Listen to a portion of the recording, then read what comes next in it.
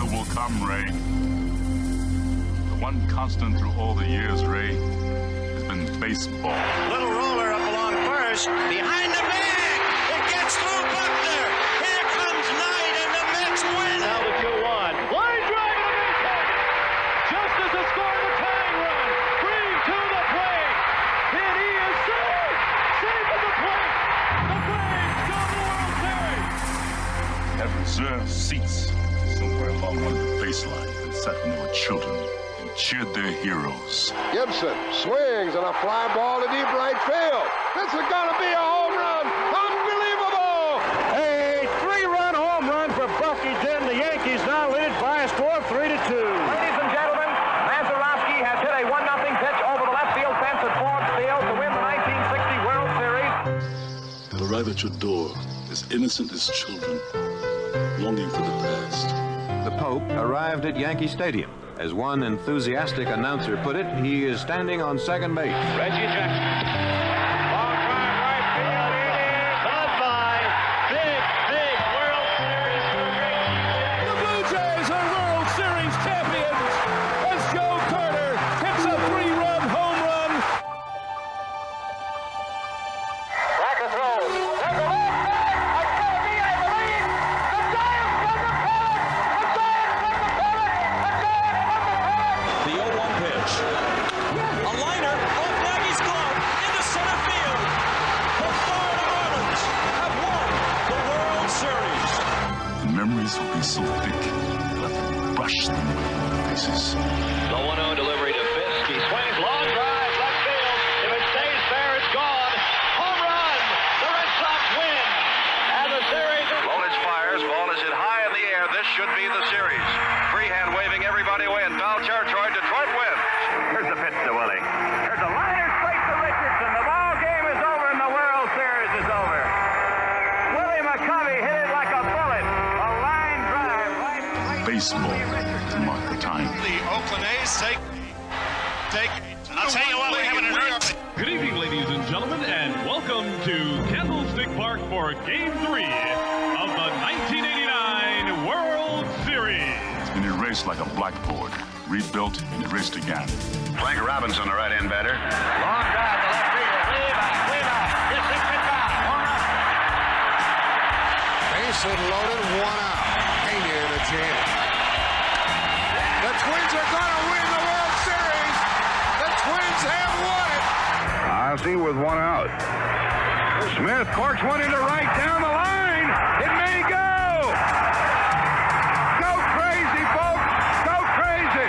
It's a home run. And the Willie Mays just brought this crowd to its feet with a catch, which must have been an optical illusion to a lot of people. This field, this game, is a part of our past, Ray. It reminds us of all that once was good, and it could be again.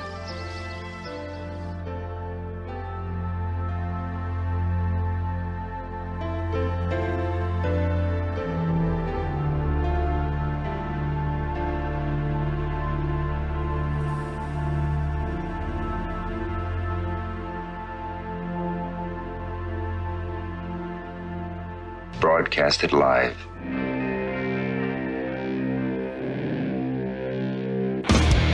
Hey!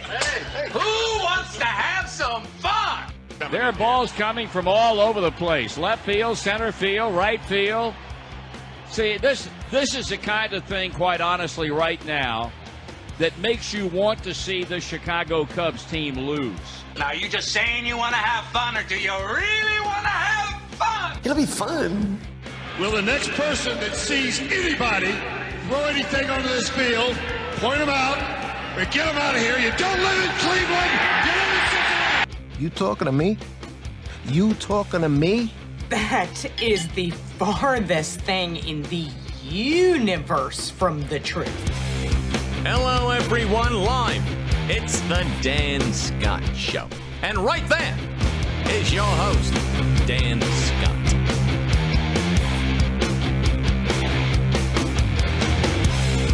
All right, good morning, everybody, and welcome to the program. I am your host, Dan Scott. Good to have you with us on this Monday-Tuesday edition of the show.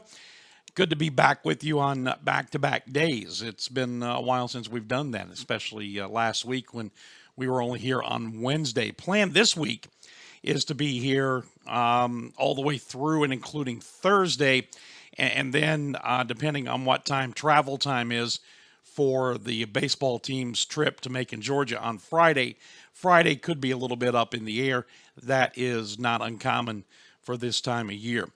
In any event, good to have you along. Hope that your day is off to a good start. If it is, we'll try not to screw that up. If it's not, well, then our job here is to try to do something to give you a little bit of a lift before the hour is up. And in the process, all of us hope to learn something we did not know before the show is done, and that starts usually right here in the host chair.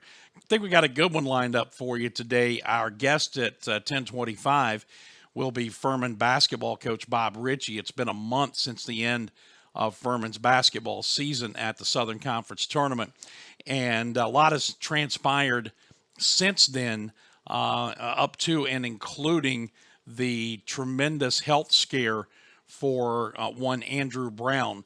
So we're going to spend some time with Bob Richey. It's also going to double as the recording we're going to use for episode 16 of the All Den podcast. So those of you who are tuning in today will get a little advance look at that podcast and our conversation with head coach Bob Richey.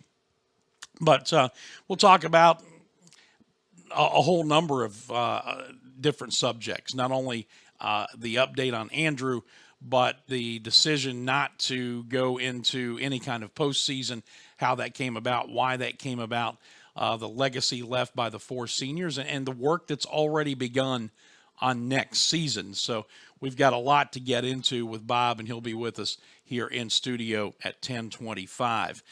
Coming up on the show tomorrow, of course, Dave Glenn of ACCsports.com. And then Thursday, Brett Harker is scheduled to be here in studio, and we'll preview the weekend with Mercer and hopefully be talking about a win over Georgia State in the game tomorrow and an end to what is currently an 8-game losing streak. So all of that is looking ahead as far as our guests are concerned, starting today and running through Thursday's program. Coming up today, we're going to take a look back at the NCAA championship game last night. Those of you who were able to stay awake for it, Major League Baseball gets a lot of negative publicity for starting World Series games after 8 o'clock in late October, and as it turns out, if it goes 7 games in the early part of November, the way the schedule is set up now, they've got nothing on the NCAA basketball tournament, and so I'll have some thoughts about that as we move forward. Also, out of the Southern Conference, if you haven't seen this story, we're going to touch on it a little bit, but new East Tennessee State football coach Randy Sanders has been suspended with pay, placed on administrative leave, while an investigation is ongoing into what was termed by the school as a possible violation of university rules.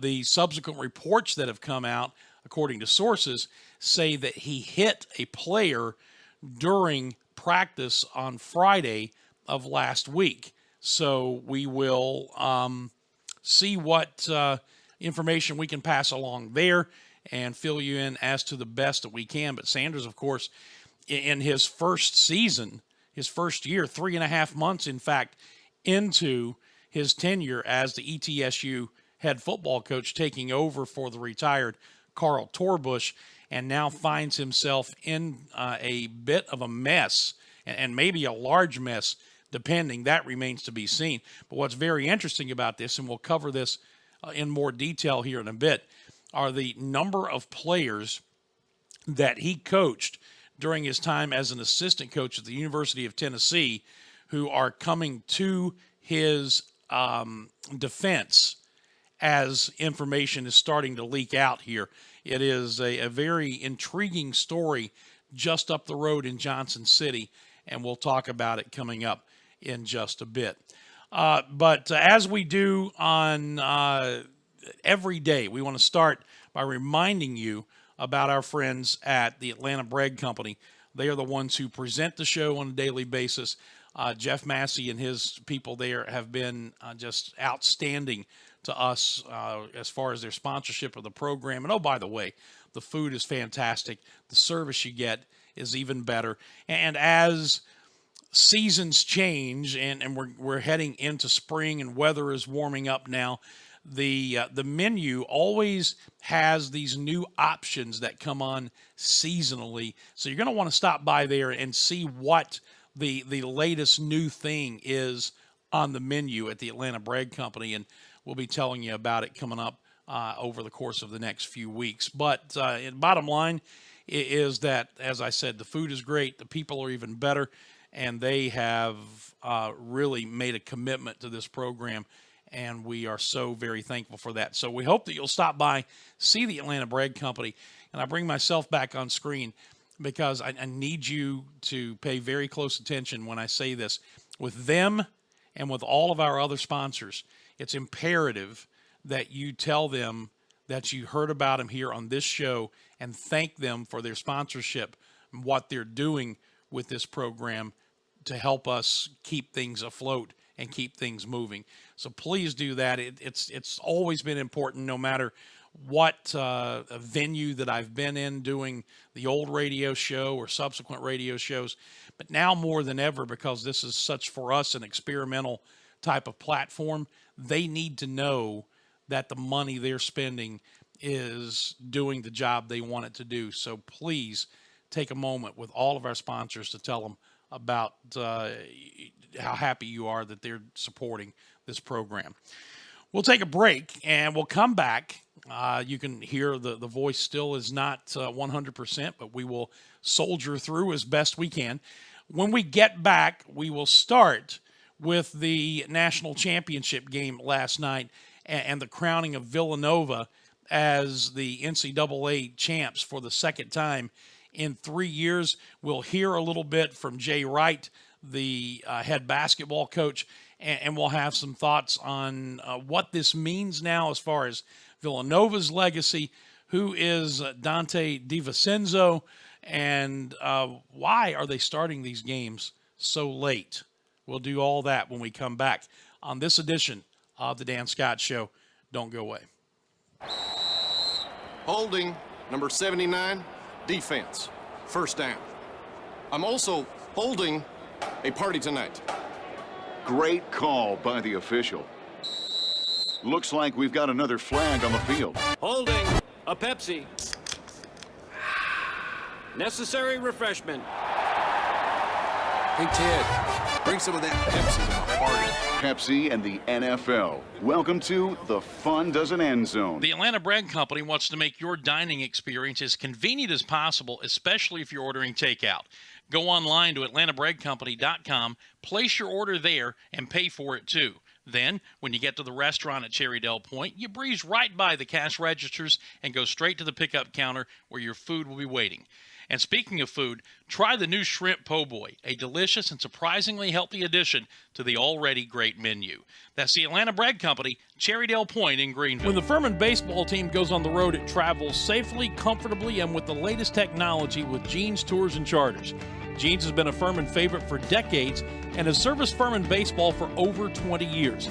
Take it from head coach Brett Harker. Book your next road trip with Jeans. Jeans Tours and Charters, online at jeansbussvc.com or call 864-242-1673. Jeans Tours and Charters, servicing the upstate since 1980.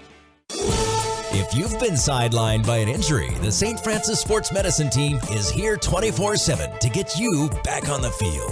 Our highly trained network of physicians, athletic trainers, and physical therapists treat all types of sports-related injuries, even those that don't occur from playing a sport. Call the St. Francis Hurt Line at 675-HURT for priority appointments or at-home advice. Again, that's 675-HURT.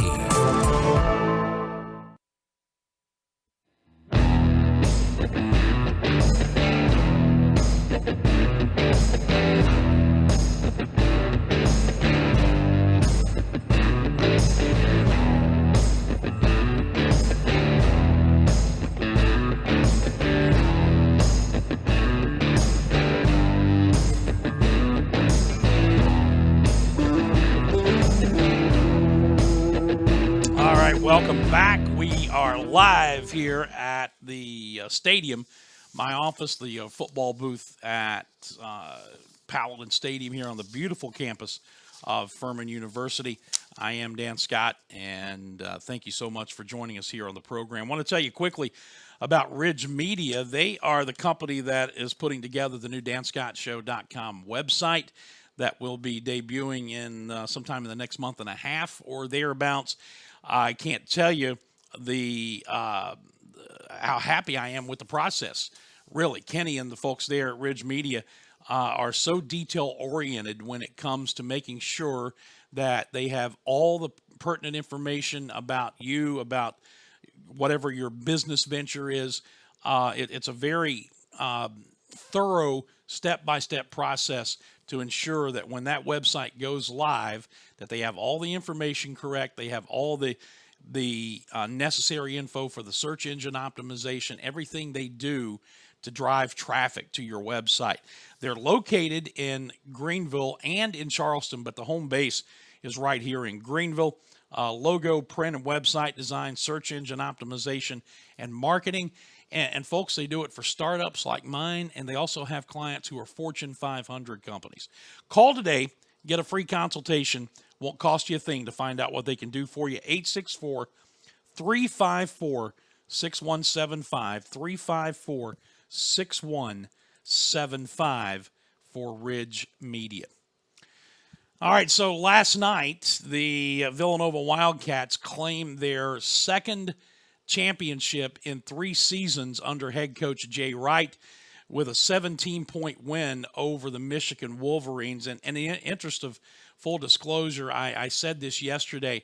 While I expected Villanova to win, I was pulling for Michigan because I'm a big fan of John Beilein from his time at West Virginia and just think he is a phenomenal basketball coach. Well, Jay Wright is a phenomenal basketball coach as well, and he has developed a program that is hitting on all cylinders right now. They lost 4 times all season long.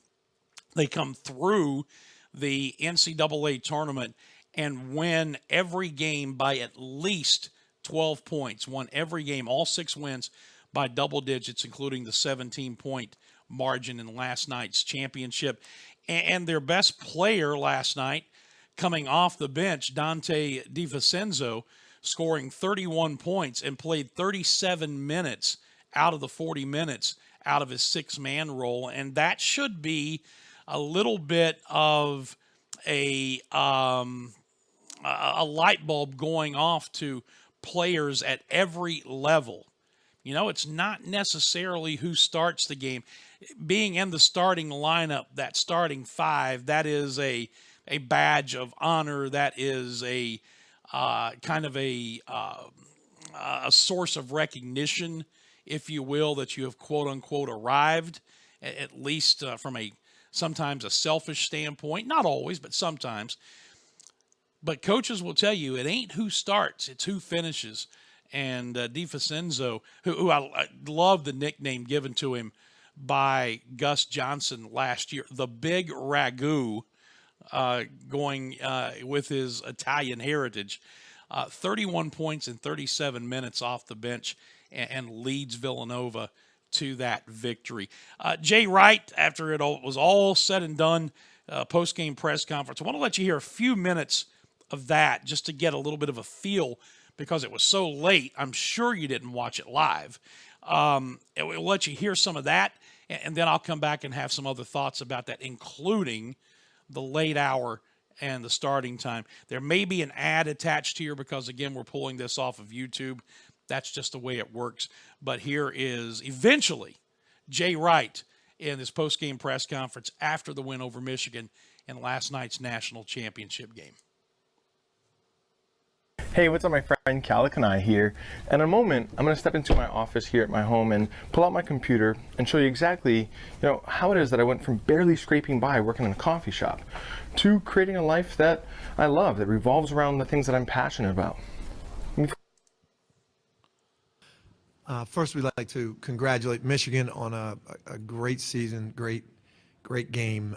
They came out, John Beilein is one of the best coaches of all time. They got early. We weren't prepared for some of the things they were doing. They jumped on us, and I should have known better with John. And then we kind of got settled in after that and did a good job defensively. But we have great respect for them, and it's just an honor to play them in this game.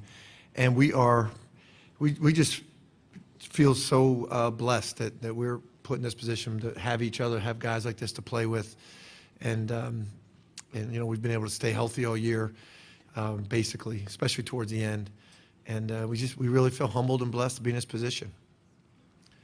We'll take questions for the student athletes. Most outstanding player Dante DiVincenzo is here, as well as Mikal Bridges and Jalen Brunson from the all-tournament team. If you have a question for the student athletes, please raise your hand. We're looking for the first one right now.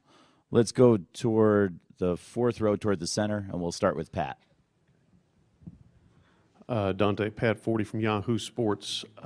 You've had some nights where you've really filled it up, but doing this on this stage, what was this night like for you? Honestly, it was credit to these guys up here. They did a great job of making it difficult for Jalen and Mikal, and they were just making the right play. They were trying to be aggressive, and they were finding me. And Amari was setting great screens, getting me open. We're going to go to the middle of the room. Mark? Mark Tracy from the New York Times. Dante, again. Take us through the night 2 years ago, the title game night, what you were doing, what you were thinking, where you were exactly. And yeah, I was on the bench in a suit during that last play.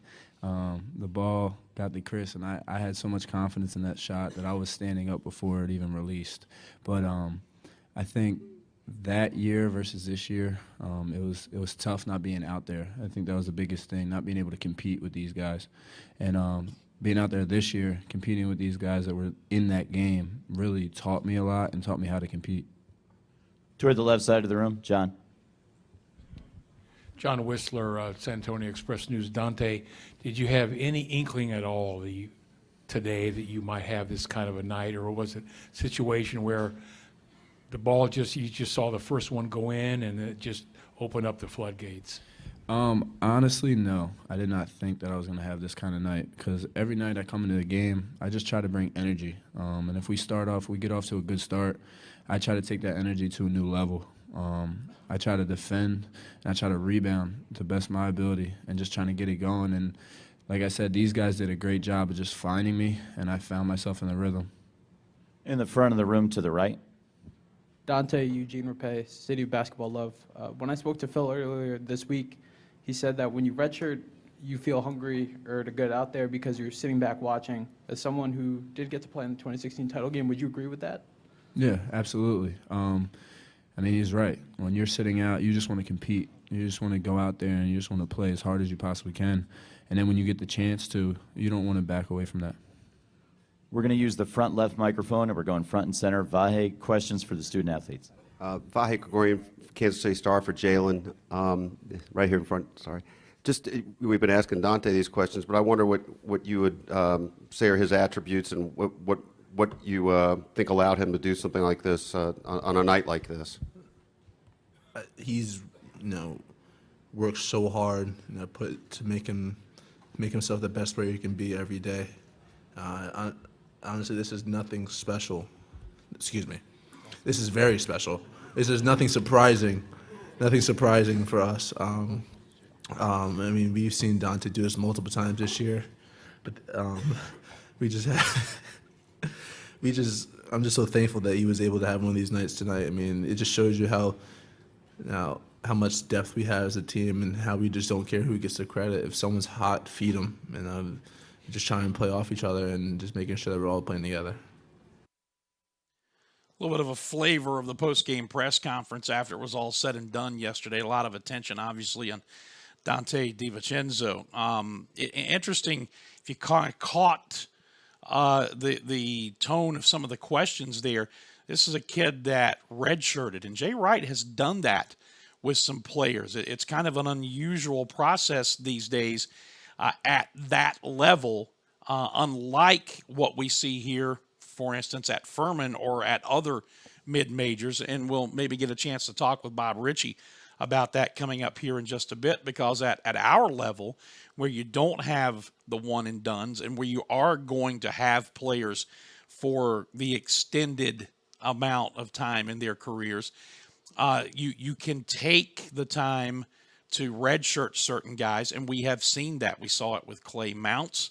We have seen it with other players. Noah Gurley, the freshman who came in last year, Trey Clark, who actually was active as a freshman and redshirted his sophomore year this past season to build more depth, to give more time for player development. You see it at this level. You don't see it so much at the upper level now. And Villanova's not in a quote-unquote Power 5 conference. They are in a major basketball conference, obviously. And winning 2 titles in the last 3 years, Jay Wright has found the formula to make them successful. And sometimes it involves redshirting players.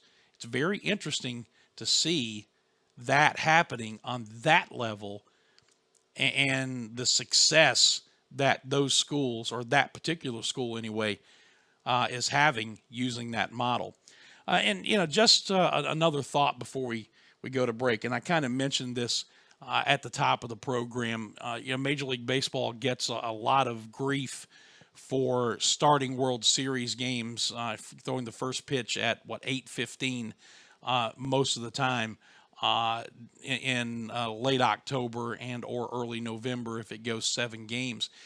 Last night, TBS hyped and hyped and hyped and hyped and overhyped and beat the dead horse and drove into the ground. And it was almost like a Super Bowl pregame show, quite honestly. And you don't get the tip until almost 9:30 at night. Now, I understand, again, that we are at the mercy of television. They're the ones who are paying all the billions of dollars. So they are going to make those decisions about when game times are, when championship events are going to start, to try to maximize their audience. I saw a tweet from Bill Roth, who was the play-by-play voice of the UCLA Bruins last night, saying that, it was a 6:20 tip on the West Coast, and talking about the number of great basketball fans and the market for television on the West Coast. And then there was a response from someone that detailed the top 10 local markets for college basketball viewership in the country in this basketball season, and all 10 of them are in the Eastern time zone, and most of them are in the South, including Greenville, the Greenville-Spartanburg, Asheville market, which was number 8. So while, there is that 2/3 of the country that's in Central and Mountain and Western time, Pacific time, the largest number of population is still in the Eastern time zone, Eastern, and if you want to maybe even put Central with Eastern. That's just too late to start a basketball game. It really is too late, just like I think that 8:15 is too late to start a World Series baseball game. But it was an hour and 5 minutes, an hour and 10 minutes, the World Series times, still ahead of the time the basketball game tipped off last night. You are serving one master and you are freezing out a potential audience when it comes to growing your base audience, the kids. And that's the argument all the time. Kids can't stay up to watch these things when they happen that late. And I think it's a valid argument. But I also found it very interesting that the top 10 local markets for ratings for college basketball viewership this season were all in the Eastern time zone, and many of them were in the South, which is widely considered to be what? College football country. Just go figure. Take that for what it's worth. All right, it is 10:25. We need to step out for a break. Bob Richey should be here to join us momentarily. Before we go out, I want to talk to you very quickly about the Walk a Mile project. You see the logo and the website on the screen there. Walk a Mile Project is a 501c3 nonprofit humanitarian aid organization whose goal is to organize, build, encourage, and invest in ways to meet the physical needs of impoverished communities around the world. What do? Well, they encourage and equip groups on how to go, how to prepare for a trip, how to form a trip, and how to raise funds. And then once they're there, how to do, like how to build houses, feed a village, conduct medical clinics, etc. It's a Christian-based organization that does phenomenal work. Find out how you can get involved with what they're doing. That's the Walk a Mile Project, a 501c3 organization, nonprofit humanitarian organization.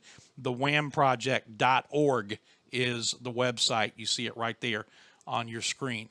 And now you see standing in the background our next guest. When we come back from the break, Bob Richey will join us here on the Dan Scott Show, and we'll return right after this. When the Furman baseball team goes on the road, it travels safely, comfortably, and with the latest technology with Jeans Tours and Charters. Jeans has been a Furman favorite for decades and has serviced Furman baseball for over 20 years. Take it from head coach Brett Harker. Book your next road trip with Jeans.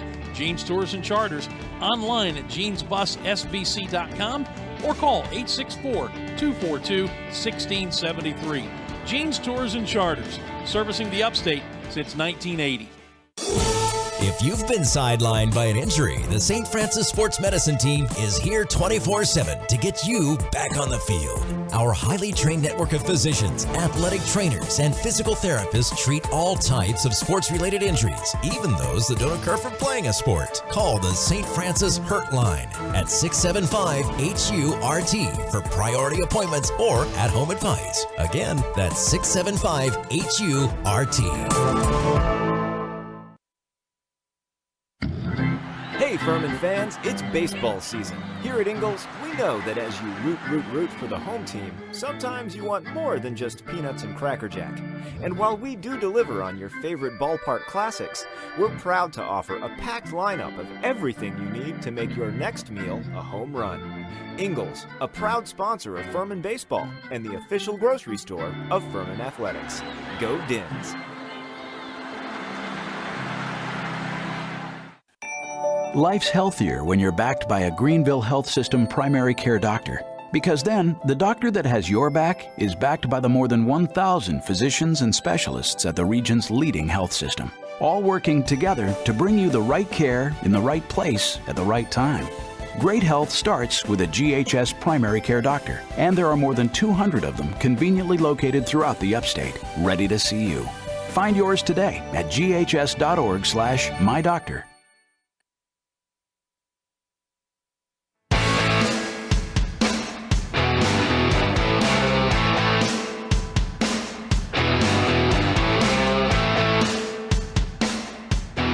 All right, we are back on this edition of the Dan Scott Show. I am Dan. Good to have you along with us. And the guy we have joining us here next, the head coach of the Paladins basketball team, of course, is Bob Richey. It's been a little over a month since we've had a chance to get together here, either on the show or on episode, as it turns out, 16 of the All Den podcast. So we got a lot of catching up to do. How you been?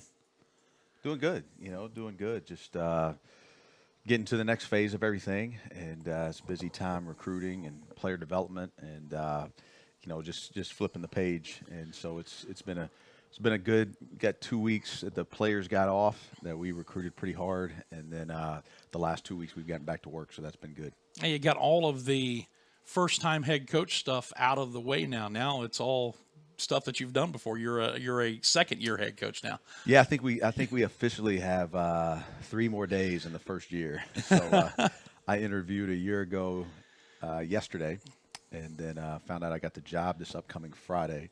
So yeah, we're finishing the first year, and the honeymoon's over, and we're all in the year 2. So looking forward to it. It's amazing. Some of those are dates that you'll never forget, right? Yeah. I mean, April 7th, 2017 will be a date that I remember for the rest of my life, and still remember where I was sitting at the time when Mike Buddy sent me a text Thursday night and asking him to meet with me on the Friday morning at 8 a.m. in his office, and having a decent idea where that was going.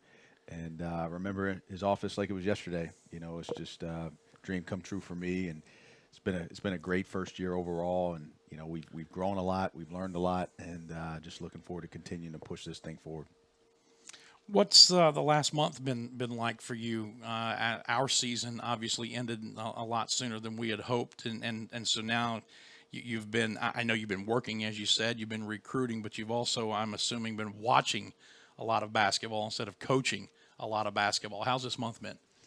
Yes, I mean it's been different. It's been different in a lot of ways. I mean, we lost in the semifinal game on Sunday evening, and I had a really odd 48 hours of just, you know, I found myself in the office on Monday by myself. There wasn't a women's staff member or a men's staff member in there. I was just trying to, you know, flip the page, and from an emotional year, and you know, a team that was able to accomplish a lot.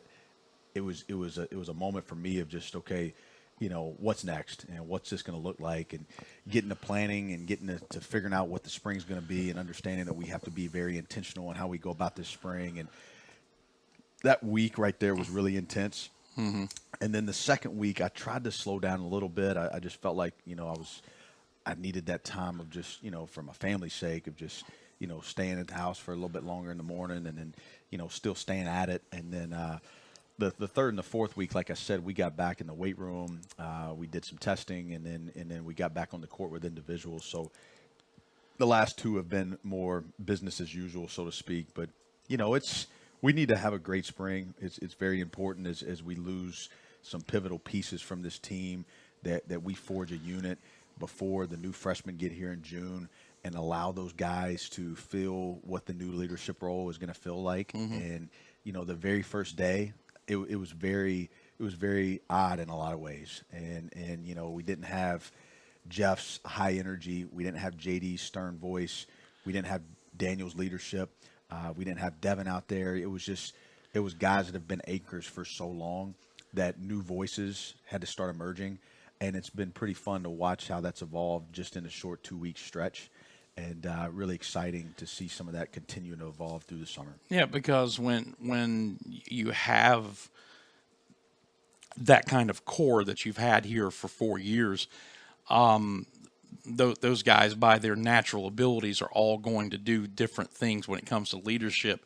So now, as you said, those new guys have to develop. Who just inside a couple of weeks, I don't know if you want to mention any names, but who's kind of stepped in and said, okay, I'm willing to do this now? Yeah, that's been fun. I mean, that's been fun to watch, and them understanding that as a staff, we can't carry that whole burden, that the best teams are always player-led. Jordan Lyons, I would say, has stepped up in that.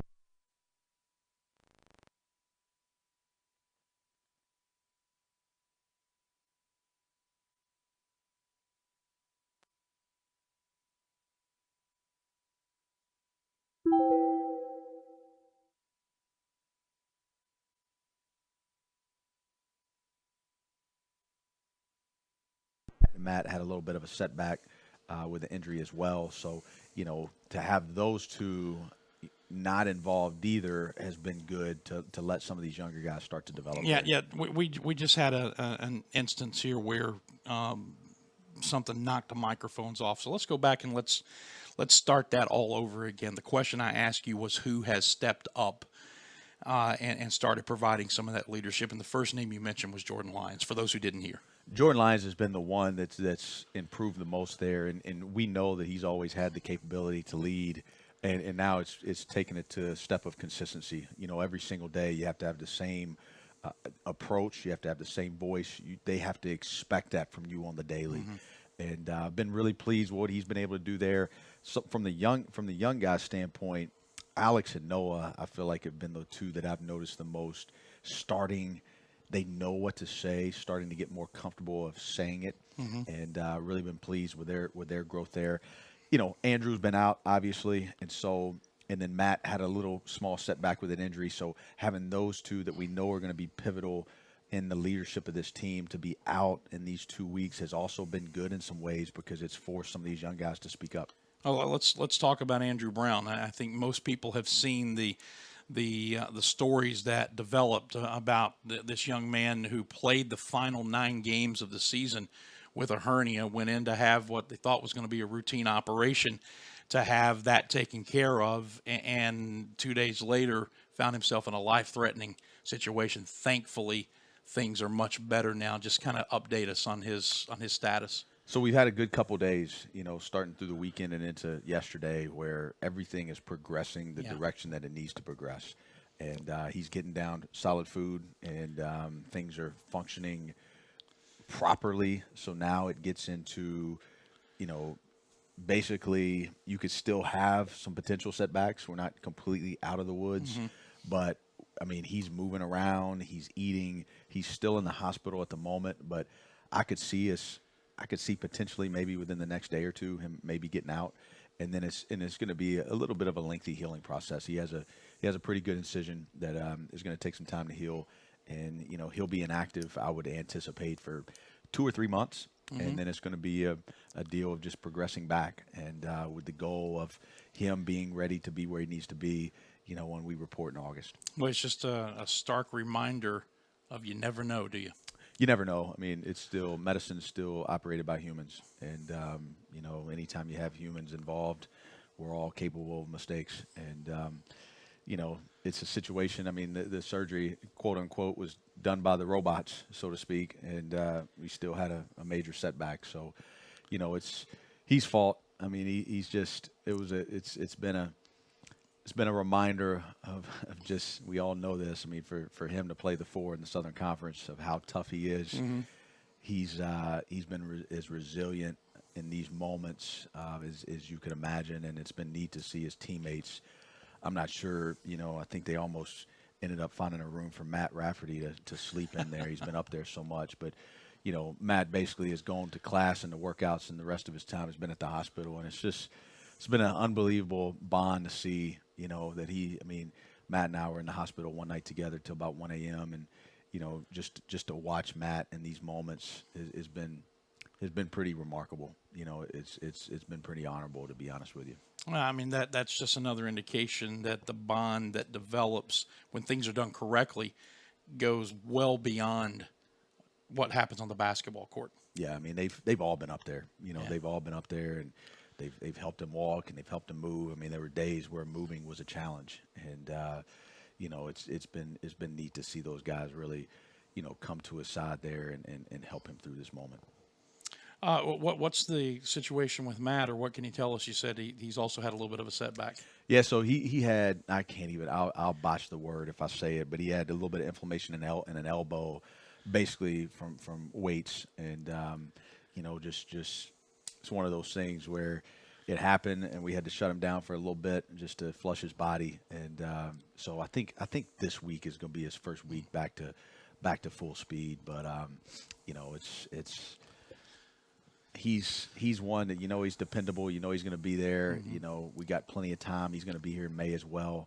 But he was a little discouraged for a few days there. Yeah, you know, you can't tease us like that, because when you say Matt Rafferty an injury, you know where everybody's mind goes. Yep. So yeah, nothing with that. Wanted to make sure that we clarify that. Nothing with that. And that's kind of what I told him. I said, Matt, you know, we're having, I mean, this is a pretty intense 5-week spring period, because we as I mentioned, we have to forge the leadership of this group. Yeah. We got to put them through some controlled adversity to see how they respond, and they got to understand that it's us now. This is the team, and we've got a chance to be really good, but it's important that we form this as quick as we can.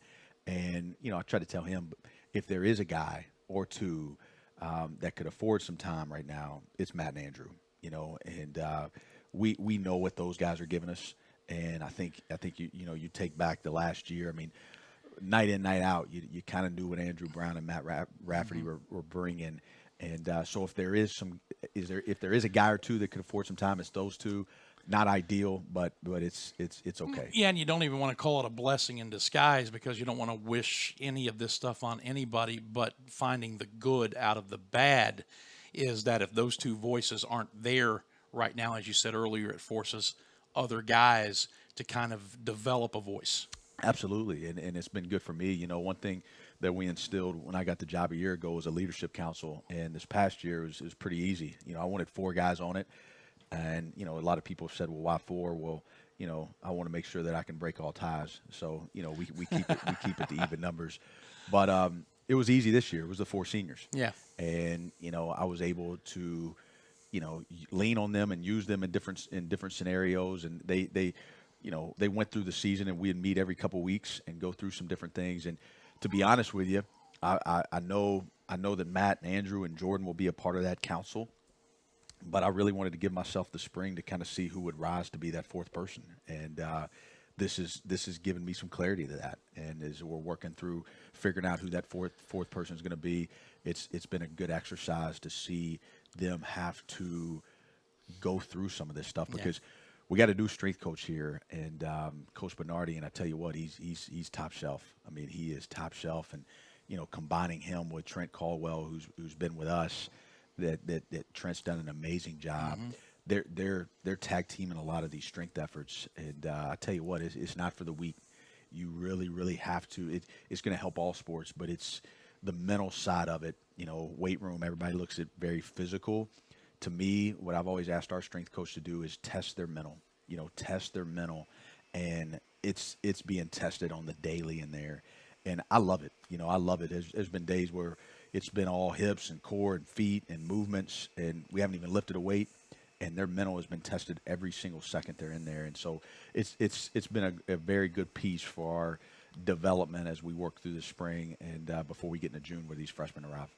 All right, this is episode 16 of the All Den podcast with Bob Richey. I'm Dan Scott.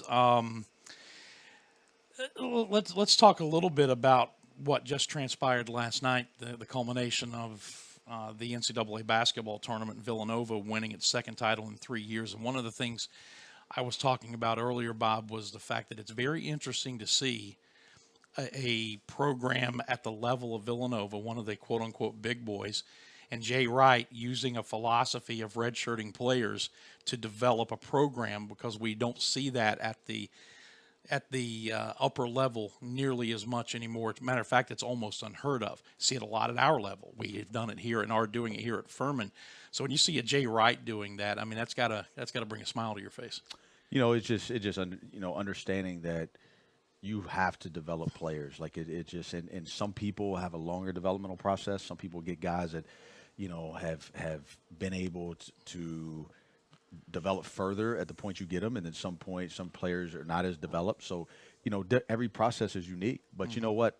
You know, Wisconsin's done it for years, and you know, Wisconsin had that great run a few years ago and has always been pretty elevated in the rankings. You know, Villanova's doing it. I mean, Coach Beelan's done it. You know, and so it was neat to see a championship last night where you didn't have the one and done deal out there, and you don't have to watch all that stuff. You know, that just gets, you know, just hit so hard in the media that you had 2 teams that were high skill, high in teammanship, right? Both of them played. Both teams, for the most part, are very connected, and you hear Villanova use that word a lot as well. And you also saw 2 teams that the thing that I love about is you hear about the shooting on both sides. You hear about the skill. You hear about the way those 2 coach. Both those teams defended a high level. And again, you know, I know that now you hear the whole deal about, I think Ken Palm put it out this morning on his tweet that, you know, offense wins championships, and everybody's starting to question, you know, okay, well, the best defensive teams this year, you know, where were they late, you know, and are we in question of that whole thought that defense wins championships? And I've said it on this podcast a numerous amount of times, but it just goes to the point. You got to be good at both. I mean, you really do, and that's what we saw last night. We saw 2 very good offenses that take care of the basketball. They play together. They move the ball. They can make shots. But then you also saw two teams that were committed to the defensive end of the floor. And that's what makes it fun. That's what makes it fun is it's at a higher level, but there's some similarities in how we all try to do it. How much of the NCAA tournament did you get to watch? My son's addicted to this stuff now. So, so you got an excuse. He has it on. I got in last night about 7 o'clock. I got in the house, and usually kids run to you at the door, and Jessica's got dinner ready, and we have our time there. And I walk in, I take a step, and she gives me the quiet sign. I said, "What's going on?" And she said, "Well, Mac's asleep." And I said, "Well, he's asleep?" She said, "Yeah." He came up to me and he said, and it was actually Mac and Audrey, both of them. They came to Jessica and they said, "Hey, look, we want to go to sleep now, and y'all wake us up at 9 so we can watch the game." And so sure enough, our kids last night slept from 6 to 9, kind of quiet in the house for the first time ever between those hours. And they woke up and watched the whole game, and then they went to bed, and it was pretty neat. But it's been fun to watch them and get into it. Matt could tell you every seed of every team basically, and he's starting to get into all that. And so I got to watch more than probably I typically do. Just as all coaches, we have certain teams that we like to watch more than others. So you try to plan that accordingly, and it's more efficient for us to watch it through our film breakdown stuff sometimes than having to deal with all the commercials and the timeouts. So sometimes the teams that I actually like to watch and study, I'll wait, to where I can do it a little bit more efficiently. But man, what a tournament! What a tournament! And the Loyola story, the UMBC story. You just got a bunch of stories interwoven in this tournament. And, as you see it, I don't know why it's such a surprise, as you see the transfer list come out, all these high majors are recruiting our players that bring up, good numbers. Why is it so shocking that all of a sudden that these mid-majors can beat these high majors? They all end up recruiting, mid-major transfers. That's what they're all doing right now. So it's like, why is it such a surprise that we've created this parity?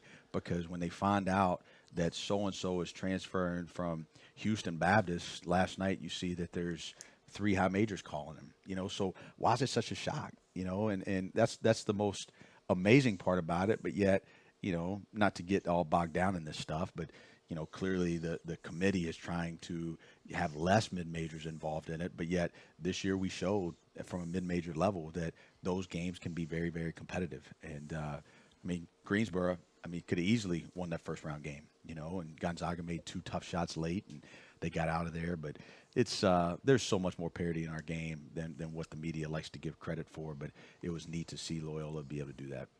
All right, let's start getting through some of these other topics that we have. Now, one question that I have been asked quite a few times since the end of our season is, you needed one more win to establish a new single season record for wins here. Why did this team not go into the postseason like it did the past 2 years? You're the guy who can answer that question. I didn't have the answer. Yeah, it's just pretty simple. What are you trying to do? You're trying to win a school record of games. That's great. That's probably would be more selfish in today's time for me personally than anything else, and be something that would be great on my resume. But that's not what I'm trying to do. That's not what we're trying to do. And we're trying to get to the NCAA tournament, and at some point you got to get, this year, to be honest with you, the thrill of those tournaments has really gone down. The quality of the competition has gone down. The CIT this year had 20 teams. 6 of them had 20 wins or more. So you had more teams with less than 20 wins in a postseason event. And what it is it's to be honest with you, just to be frank, it's a lot of coaches that are trying to get to 20 wins. They're trying to pad their resume, and then you get this collection in here that, to be honest with you, what's the output from it? Yeah. And everything in this thing is cost benefit, right? So last year we played 3 games in it. We got done Wednesday night before the Final Four. So we just finished up. If you go on this year's calendar, we just finished up last Wednesday. You give the kids 2 weeks off. Now you're into the middle of April. They start finals the 3rd week of April. We have to give them a week off prior to finals by NCAA rules. You have no spring. Okay, so if you do that, you have no spring. Okay, so now you give them time off, and then you have summer. With this group, with 4 seniors, there was going to be a transformational period. Like we needed some time to see what this thing's going to look like next year. And to be honest with you, we need more of it than we needed in the past years. In the past years, we had a lot of guys coming back, so go play games. The more games you play, the better. So it made sense. But now with this team, since we declined that, we gave them those 2 weeks off, and then we got back to work. And so we're actually going to get a 5-week spring that, man, it's amazing what you can get done in 5 weeks from a skill standpoint. Every player has been able to do 30-minute individuals 4 days a week with one assistant coach, 101. We've gotten in the weight room 3-4 times a week. We've been able to do some film work. It's been a very good spring, and I just didn't think that it was worth it to knock that out. I thought that it was time to move on, and the seniors agreed with me. You know, they were the ones that had the most say in the decision, and even the juniors agreed. And these seniors, listen, these seniors have done everything here, right, except go to the NCAA tournament. And so to them, when we weren't able to do that, everything else was a little bit anticlimactic. Yeah. You know, I'm convinced we made the right decision. I know a couple other people would have liked to see another game or two, but what are we doing from an aerial standpoint? What are we trying to accomplish here? Are we trying to go win CITs and CBIs? Or are we trying to get this team into the NCAA tournament? And I felt like, you know, this team has a chance. We're going to be different, but man, we got a chance to be good again. And we needed to flip that page. Speaking of the seniors, post-basketball plans, now that their careers here are over, what can you tell us about those four? Yeah, so, you know, they're moving in the right direction with all that. Devin's going to play more, and the other three are going to start to move on with their life. And Jeff has been very aggressive, and the Furman network has helped him a ton. You know, he's already out there in the community. He wants to be in Greenville, and he wants to stay connected with the program. And so, you know, he's already met with some key people in the community that can access and put him in position to get some jobs. And you know, he wants to go. He's looking at going into some commercial real estate side of things and figuring out the best inroad on that. And so Paul Foster's his mentor, and Paul's done a phenomenal job with him and aligning him with different conversations and meeting with other people. Daniel, same thing. You know, Daniel's really intrigued about staying in Greenville, which that's been neat. We haven't had that here lately. Yeah. We haven't had guys that have gone through this whole process and said, hey, you know what? I want to be around. I want to be in Greenville. And then the mentoring program is new, so seeing that alive and working. And Jason Richards is Daniel's mentor, and so he's been phenomenal. And they've been meeting and getting that plan together. And then John Davis, as y'all probably seen in social media, he's been the most aggressive. He wants to stay in basketball. He wants to go more in the training route and the player development side of it. He doesn't necessarily want to be a full-time coach. He wants to go into developing players. And so he's already up and going. I mean, he's got a brand, and he's moving in the right direction. He's got such a great reputation back home. His high school has already offered him an assistant coaching position on staff there, which is pretty impressive at the level of that high school to ask a college senior to come back and do that. And then he's also had a high-level AAU team in Ohio ask him to join their staff in the summer while he can start doing his training. Yeah. And so just the way he played, you know, grit, toughness, just go after it, just find a way and figure it out. They all four of them went to the beach. They went to Florida. The Beans family was nice enough to do that over, you know, this past week. And so they all went down, and but JD had to stay back. He had some work to do, and so he had some work to do here. So he didn't get to fly out till Thursday, and he got about half the trip. But you know, the same way he played, that's just his personality. So that's really cool. We just those four guys have meant so much to this program. We know that whatever they do moving forward, they're going to be great successes at. Summer camps are upcoming. Yep. We're adding some summer camps. We had 180 kids in our summer camp last year, which was a high, and we really can't fit any more than that with the 60 kids per gym on this campus. It was too much to grow it. So we actually added another week, and anticipating more growth there. Our staff's done a great job getting the word out, and another way to connect with the community, another way for families and young kids in the community to have access to our players and just to see what our program's about. And so we're trying to be aggressive to get those up. We've been doing some clinics, some free clinics in the community. We did one at Gateway Elementary School last week. We're doing one at Trinity Church in TR tonight. and we're going to do a couple more through the spring. So, I guess it's, I couldn't even tell you. Coach Bostain could tell you. FurmanBasketballCamp.com is the website where you can go and register, and it's got all the information right there, the 2 weeks and the options. So I'd love to have you come out this summer. Yeah, Robbie Bostain is the executive producer of the All Den podcast, and from off mic, he did confirm FurmanBasketballCamp.com is the website. Finally, you mentioned earlier recruiting. What are the recruiting needs? What has been the focus since the end of our season? Very good players. Very good players that are high character. Ask a simple question, right? We've obviously we got 3 scholarships in the 2019 class, and we've got to replace 2 of our toughest guys, if not our 2 toughest guys. So toughness, mental toughness, will be at a premium in this class, and we've got to make sure that we get some highly competitive, skilled basketball players. And so we've had to extend the net a little bit, make sure we're covering the Midwest, make sure we're covering the South, even maybe inch up a little bit in the Mid-Atlantic. But we've got 3 needs. The biggest need is a 5-man.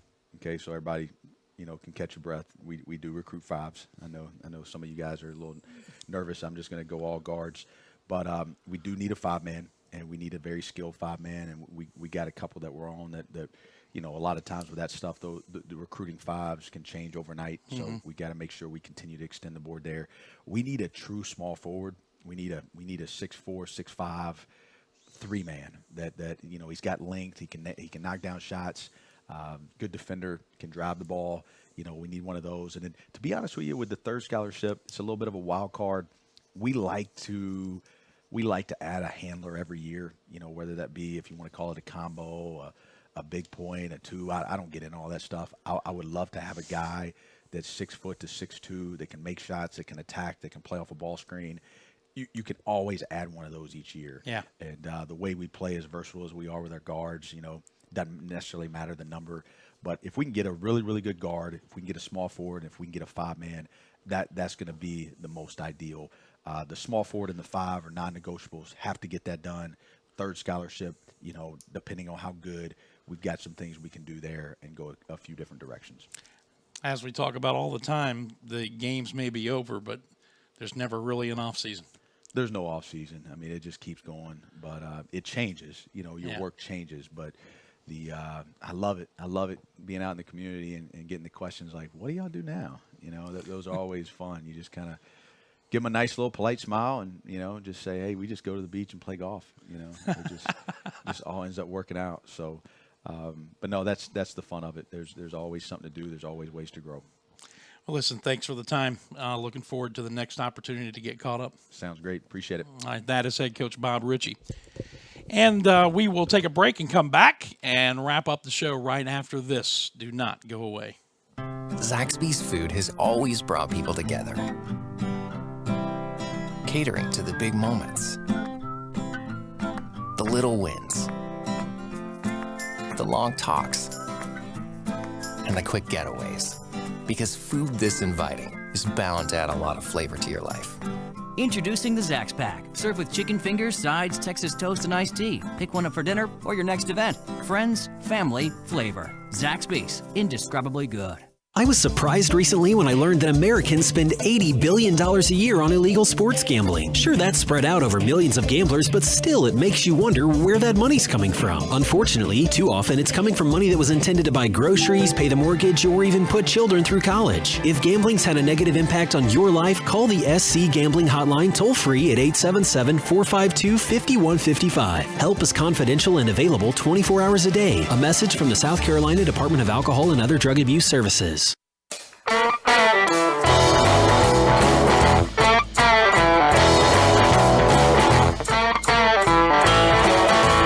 All right, welcome back to the show. That was Bob Richey. You got a kind of a 2-for-1. If you subscribe to the All Den podcast, that will be the interview that will make up episode 16.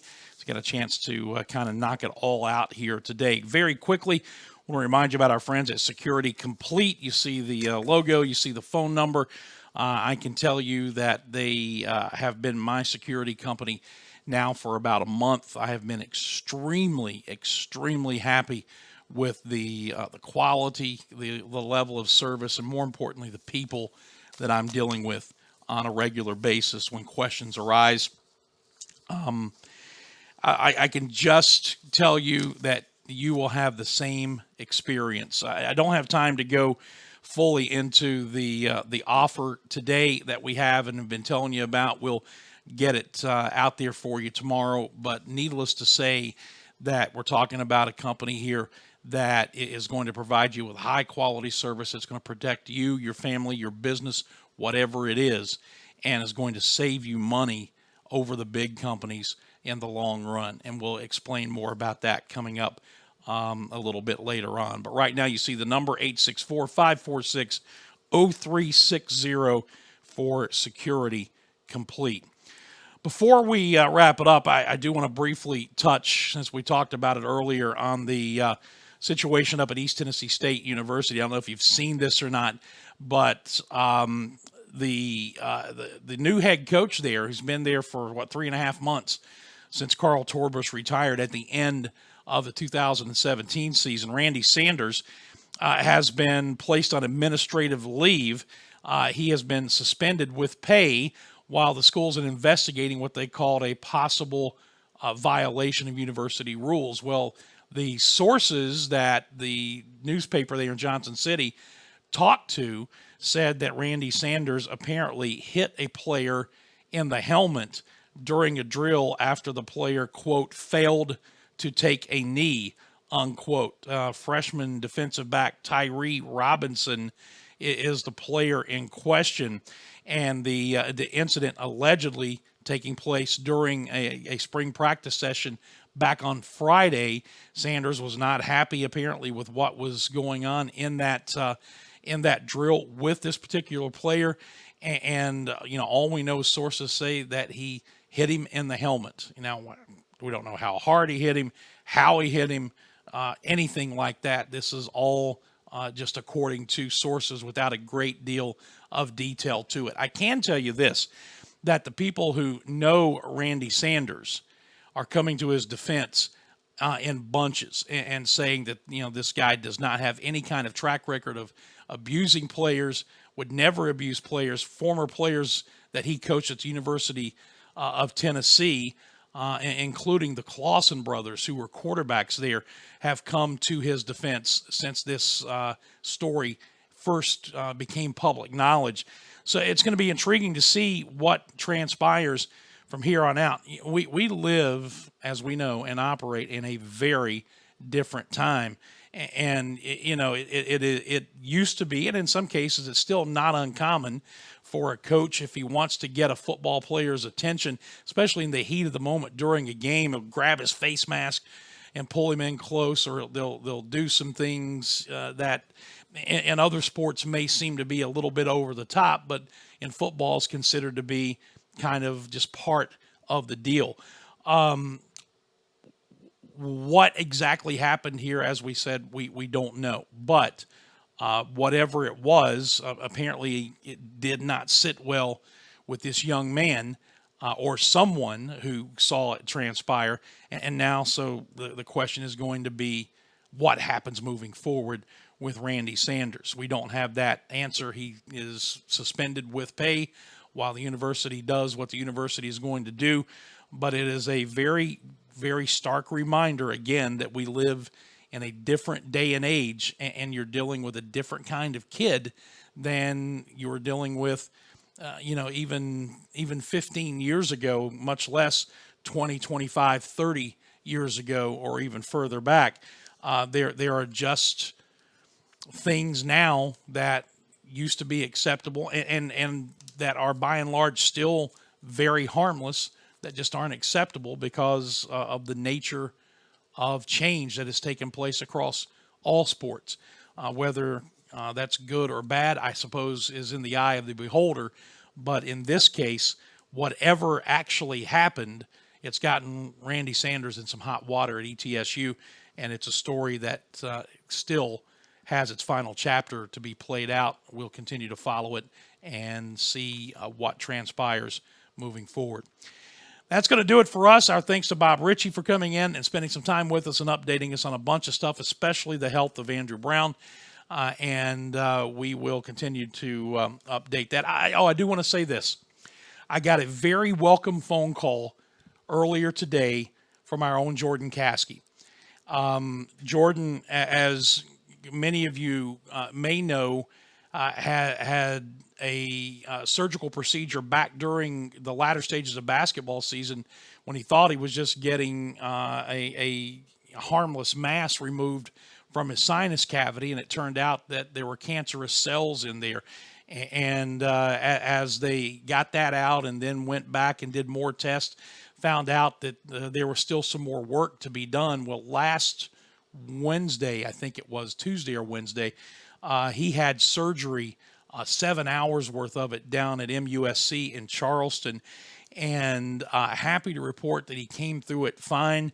They obviously will have to go over the pathology test after everything they've done to get a final determination on his situation and on what the next course of treatment is going to be. But Jordan called me this morning, just kind of out of nowhere.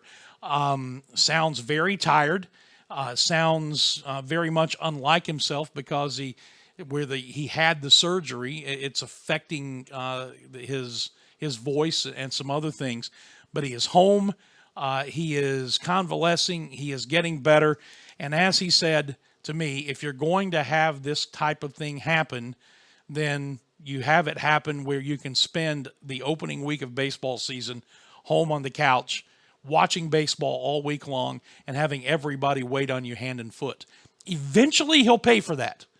But for right now, just incredibly glad that he's home, and can't thank all of you enough, those of you who've kind of known what was going on, for your prayers, and just ask you to continue to pray for him because the process is not done. But happy to report that so far everything is coming back positive, and we just hope, positive meaning good, and just hope and pray that continues to be the case. All right, we'll be back with you tomorrow, same time, same place. Until then, I'm Dan Scott. Thank you for joining us.